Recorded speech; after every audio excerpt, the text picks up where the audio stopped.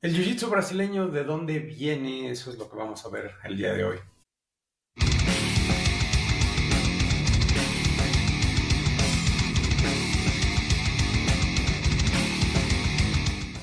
Después de la Segunda Guerra Mundial, entonces se relajan un poquito más las cosas. Y entonces Helio empieza una vez más a desafiar oponentes más grandes que él y a vencerlos en peleas ahora sí conocidas como Vale Tudo. Él no fue el primero en pelear Vale Tudo, sin embargo, este, fue de las personas más famosas en hacer valetudo, precisamente porque les permitía entonces a los Gracie demostrar la efectividad de su jiu-jitsu contra oponentes, peleadores de capoeira, peleadores de boxeo, peleadores de lucha olímpica. Entonces, esta racha de peleas de Helio Gracie, entonces llevó a que empezara a crecer su popularidad y entonces llegaran oponentes de Japón a desafiarlo. Llegó un oponente en particular que logró vencer Helio Gracie porque se estaban enfocando ahora muchísimo más los Gracie en el Newaza o la pelea en el piso, que muchas veces el judo está todavía enfocado a los derribes.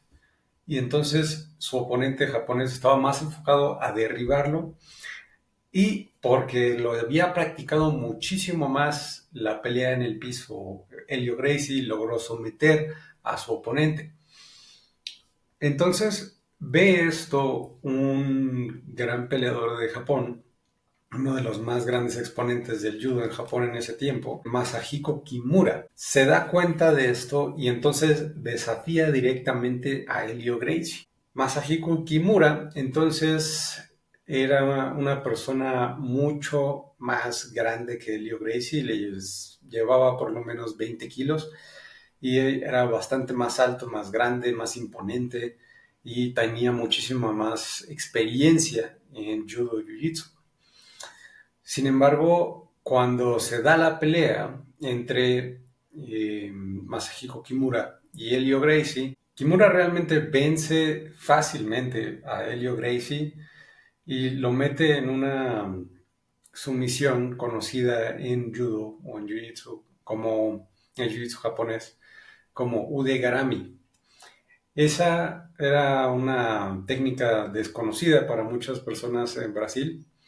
Le rompe el brazo a Helio Gracie y Helio Gracie no se rinde. No fue hasta que en la esquina Carlos Gracie avienta la toalla que detiene la pelea. Esta pelea fue muy importante porque empieza a marcar un antes y un después y empieza a crear una división entre el judo o el jiu-jitsu japonés y lo que se empieza a conocer ahora como el jiu-jitsu brasileño. Ahora, esta pelea fue muy importante precisamente porque se reestableció en Brasil la credibilidad o la importancia del judo japonés y también se estableció el espíritu de pelea o la resiliencia de los brasileños ante oponentes mucho más grandes y más experimentados o ante grandes peligros, ¿no? El hecho de que Helio Gracie no quisiera rendirse, incluso aunque ya le habían roto el brazo, hizo que entonces se volviera mucho más popular el jiu-jitsu brasileño, se generara esa división entre el jiu-jitsu brasileño y el jiu-jitsu japonés, y entonces se convirtiera en un cierto ícono, Helio Gracie, dentro de Brasil. Además de eso, el Udegarami, desde ese entonces en adelante, se conoce hasta la fecha como Kimura. Después de esta pelea con Kimura, Helio Gracie se retira de las competencias y empieza entonces a desarrollar la academia de Gracie Jiu-Jitsu. Esto fue un acuerdo entonces entre Helio y Carlos Gracie, donde decidieron que iban a generar un clan. donde realmente iban a tener algo así como una competencia entre ellos, de ver cuántos hijos varones podrían tener y entrenar para generar toda una dinastía de Jiu-Jitsu brasileño. Se habla también de que tanto Helio como Carlos decidieron entonces tener muchos hijos de diferentes mujeres para tener más hijos varones que pudieran entrenar para que fueran peleadores de Jiu-Jitsu brasileño y que pudieran representar a los Gracie. Y ahora, aquí es donde empieza a haber huecos en la historia y aquí es donde empieza a haber confusiones. Y es importante notar que los Gracie no eran los únicos haciendo Jiu-Jitsu en Brasil y Mitsuyo Maeda no era el único maestro japonés que había inmigrado a Brasil. Entonces, había ahora confusiones donde estaba este señor Osvaldo Fada, que decía ser un alumno directo de Luis Fraza, que decía ser un alumno directo de Mitsuyo Maeda.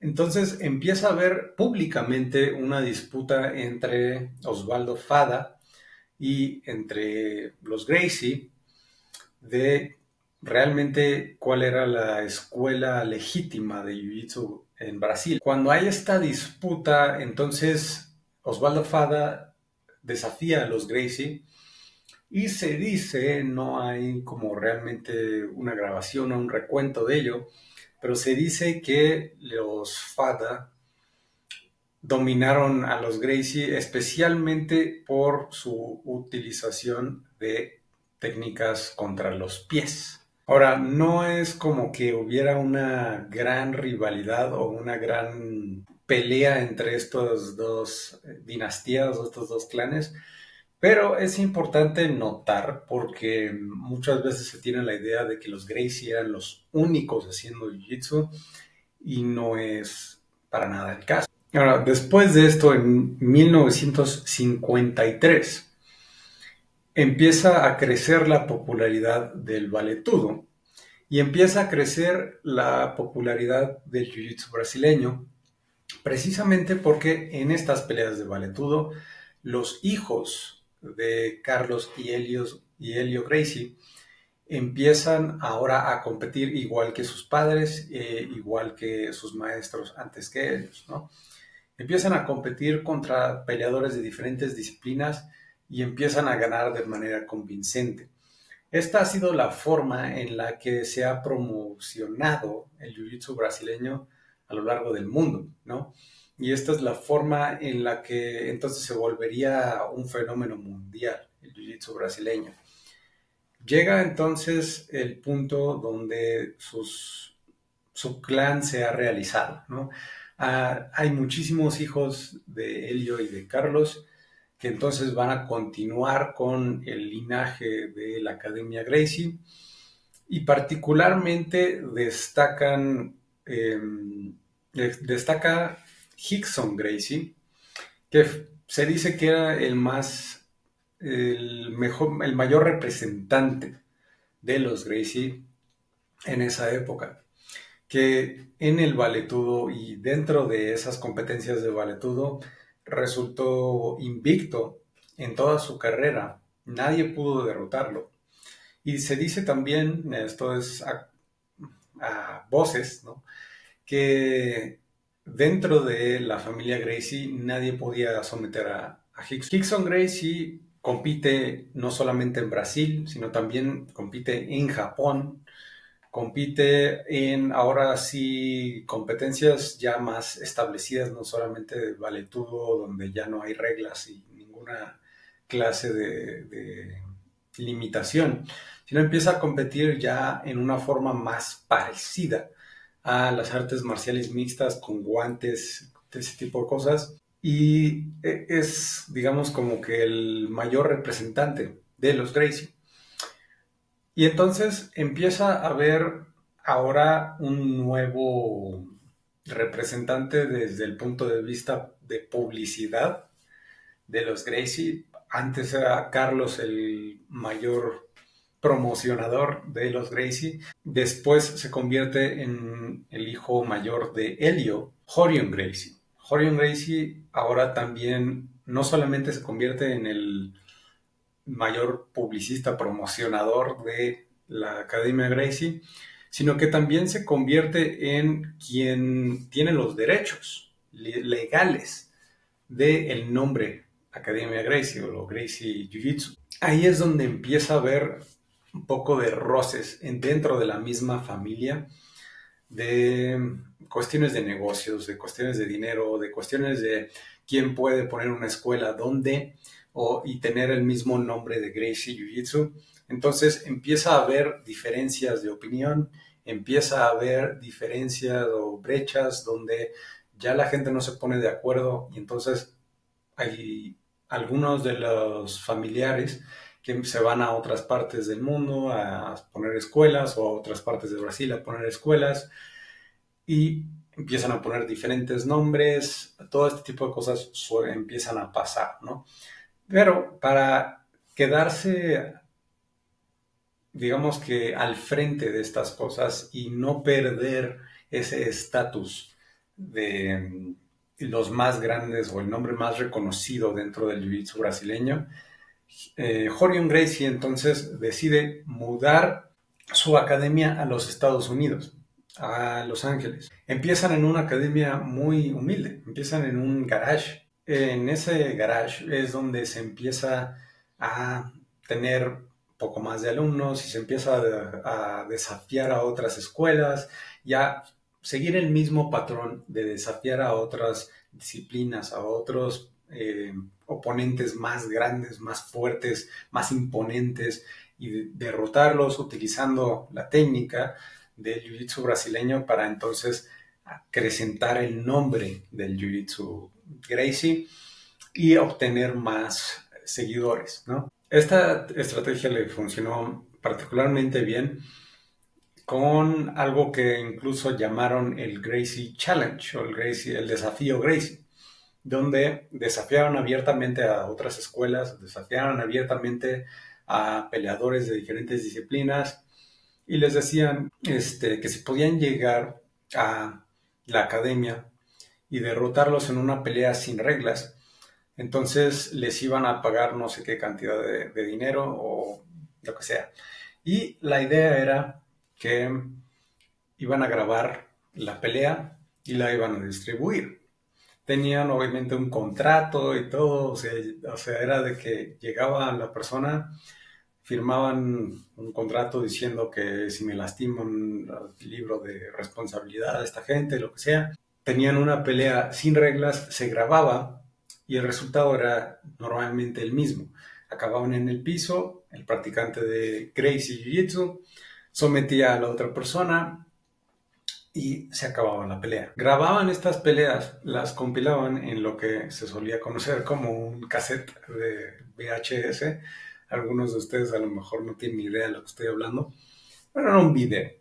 Y ese video entonces se distribuía gratis a todo mundo, ¿no? Era algo que se intercambiaba en la calle o en escuelas o en diferentes academias o cosas así, ¿no? Entonces la gente veía esto, crecía la popularidad, llegaban más estudiantes a la Academia Gracie y entonces Horion tiene una excelente idea de llevar esta misma idea a la 10ª potencia, ¿no? Donde no solamente se repartieran videos a gente de uno a uno, ¿no? Como si intercambiaras tarjetas, sino que fuera algo que todo el mundo pudiera ver, que no solamente algunas personas en el barrio, sino que todo el país de Estados Unidos o todo el mundo incluso que tuviera acceso pudiera ver la efectividad del jiu-jitsu brasileño o el jiu-jitsu Gracie. Fue entonces donde Horion Gracie tiene la idea para la UFC 1. Es entonces donde decide generar un evento televisado donde se contestan las preguntas de qué es más efectivo, el karate, el jiu-jitsu, el judo, el muay thai, el boxeo, ¿qué sería más efectivo? Y hacerlo en un torneo sin reglas. Y lo hicieron en la forma de la UFC 1. Generaron el diseño de la jaula, que no existía tal cosa. No lo hicieron en un ring porque un ring te puedes ir por las cuerdas o te puedes salir. Querían algo con lo que no pudieras escapar y con algo que no te pudieran encajonar en una esquina, como un ring. Entonces generaron la jaula, la famosa jaula del octágono. Tuvieron un referí que era uno de los alumnos de Horion. Consiguieron peleadores de todo el mundo. Consiguieron representantes de sumo, representantes de shuto, que era una forma de pelea en Japón, que una mezcla entre lucha y kickboxing. Tenían representantes de Sabat y tenían, por supuesto, a su representante de Jiu-Jitsu Gracie. Ahora se dice, ahora aquí hay otro hueco importante, se dice que originalmente la opción más fuerte siempre había sido Rickson Gracie, por lo que ya había mencionado antes. Sin embargo, cuenta la leyenda que Helio Gracie eligió a Royce Gracie, su hijo menor y el más pequeño físicamente, para representar todavía más la efectividad del Jiu-Jitsu Gracie.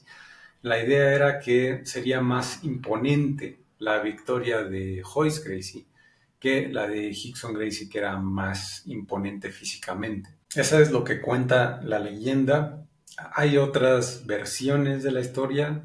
Insisto, esto no, o sea, lo cuento porque es importante tener las diferentes perspectivas, pero no es oficial nada de esto.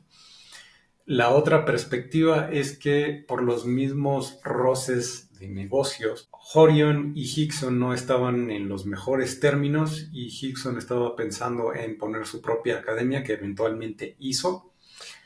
Entonces, por ese motivo no eligieron a Rickson. Rickson en particular, cuando se le ha preguntado sobre esto, dice que la opción siempre fue Royce y que Rickson estaba ahí en el evento, y sí estaba ahí en el evento, se le puede ver ahí. Estaba ahí nada más como un reemplazo, un posible reemplazo. Si no funcionaba con Royce, podía entrar Rickson. Pero insisto, les cuento esto para que haya un poquito de contexto y ustedes lleguen a sus propias conclusiones. Después de que termina la UFC 1, y todos sabemos cómo termina, la UFC 1 termina con Royce Gracie venciendo a todos y entonces hay un boom de la popularidad del Jiu-Jitsu porque se encuentra ya a un nivel mundial. La gente con que este nuevo arte marcial o relativamente nuevo arte marcial jiu-jitsu brasileño que nadie había escuchado, ves a una persona flaca, realmente no muy imponente físicamente, haciendo que mastodontes de quién sabe cuánto peso y que realmente están hechos una montaña de músculos, se den por vencidos al estar en estas posiciones con este tipo, ¿no? Hay todo un cambio, todo un boom, entonces, de este tipo de competencias y no solamente también de ese tipo de competencias, sino también de la gente queriendo entrenar jiu-jitsu brasileño. No solamente hay un boom en la demanda del jiu-jitsu brasileño, sino que también hay un boom ahora en la oferta, precisamente en respuesta a esa demanda.